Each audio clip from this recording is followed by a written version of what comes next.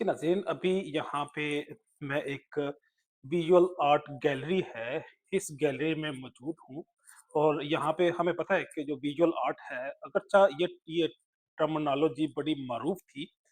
इस आईटी से पहले, बल्कि एआई से पहले, एआई को आए हुए मैं समझता हूँ कि अभी 3-4 साल हुए हैं।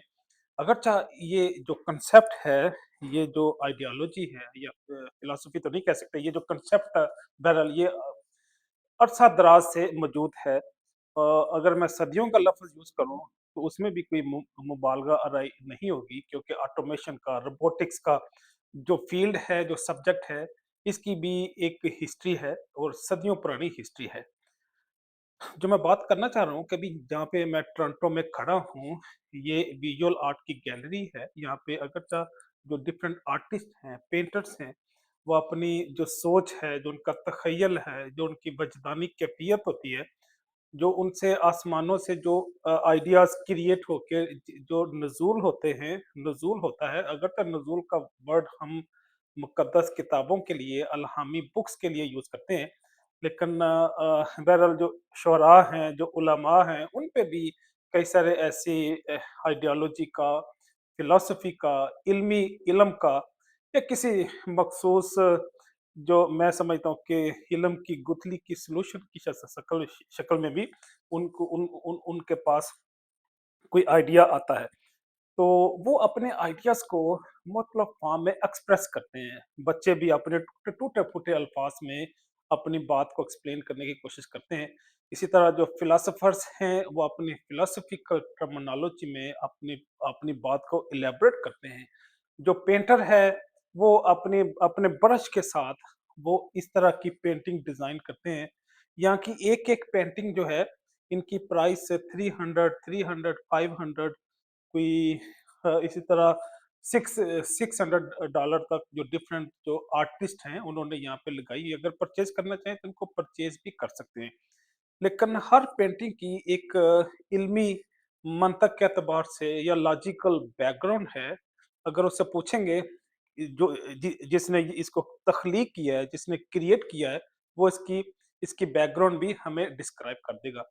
लेकिन वक़्त और हालात और ज़माने के साथ जिस तरह बहता दरिया जो है वो अपना रास्ता खुद बनाता है, कभी उस कोई दुनिया की कोई ताकत किसी दरिया को रोक नहीं सकी। इसी तरह से जो इल्म की तरक्की है, जो इंसानियत की मराज है, जो रोशनी है, उजाला है, वो भी आगे से आगे बढ़ते चले जाते हैं। खुशबुओं की तरह, परिंदों और पंछियों की तरह वो भी आगे से आगे बढ़ते चले जाते हैं। तो जो मैं बात करना चाह रहा हूँ, वो ये है कि इल्म की क्योंकि कोई हद नहीं, इसी तरह से ये जो विजुअल आर्ट है, इसकी भी कोई हद नहीं। यहाँ पे एक और मैं नुक्ता बताता चलूँ, इल्म क्योंकि हमें अल्लाह से मिला है, तो अल्लाह ने क्योंकि इसकी अल्लाह की कोई हद नहीं है, ना उसकी इब्तिदा है, ना इंतहा है, ना अव्वल है, ना आखिर है।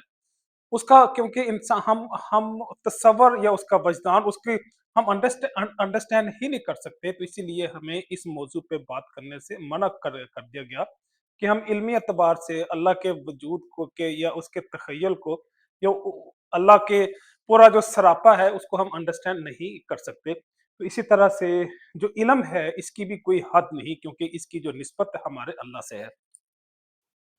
तो इसी तरह से जो मैं बात करना चाह रहा हूँ वो ये है कि ठीक है विजुअल आर्ट की या इसका जो आर्ट है जो वो चाहे फ़नून लतीफ़ा की शक्ल में हो, चाहे फाइन आर्ट की शक्ल में हो, वो किसी भी शक्ल में हो, उसकी आज के दौर में एडवांस अशकाल हमारे पास मौजूद हैं। वो एआई के टूल की वजह से इसने इतनी एडवांसमेंट, इतना बड़ा जंप लिया है कि अब इसको कंट्रोल करना इतना आसान नहीं रहा।